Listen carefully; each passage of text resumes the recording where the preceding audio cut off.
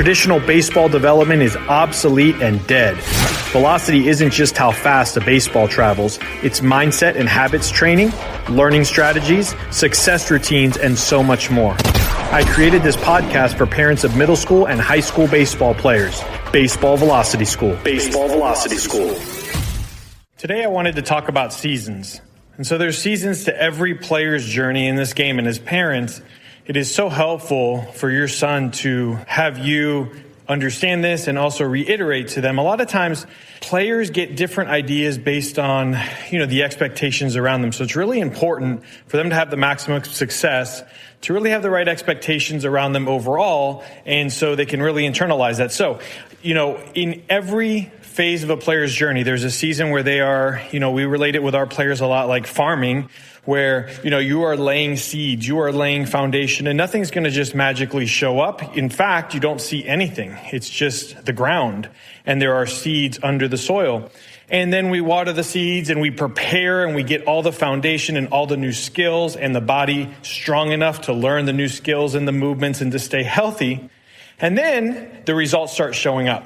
And once that starts to happen, they're reaping, they're getting all the rewards. And then all of a sudden, they're back to the next level of mastery. So a lot of times what players think is it's always going to go up. When we're talking about velocity, when we're talking about any kind of performance development, that things are just going to keep going up until the end of time.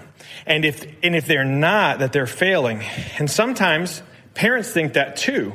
And so having the right understanding of that is super important, because the reality is it doesn't matter if your player makes it to be one of the top players in the major leagues, if they're one of the top athletes in the world, the pattern is still the same. Once they plateau, then it's back to laying the seeds, learning the new foundation, the higher level foundation. Sometimes it takes a little time and then they go up again. And so that's how it works in everything that we do and everything I've ever seen with any athlete development program. And so the biggest thing is to make sure that your son understands that it depends what season he's in. Nothing is ever going to be at the very top of where they want, but nothing is ever low where they think it's the worst. Sometimes when they're struggling, they may be struggling to get a new concept or new mechanics or a different level of strength that takes them to that next new level.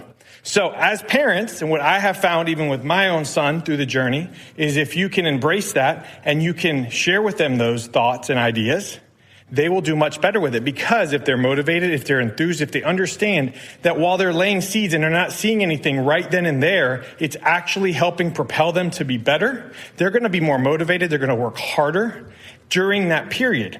Versus players, a lot of times who they get discouraged, then they don't work as hard, and there's different level of order of consequence. So they get discouraged, they don't work as hard, and then everything that was actually really, really great for them to do, and they were planting these seeds to just jump and do great things, they actually slowed that process down because they were confused about what actually was happening. So hopefully that was helpful. Have a great day, guys. If you enjoyed this podcast, make sure to share it with a friend, and don't forget to go to jasonalamo.com to learn all about our middle school and high school baseball mentorship and training program. jasonalamo.com. Check it out.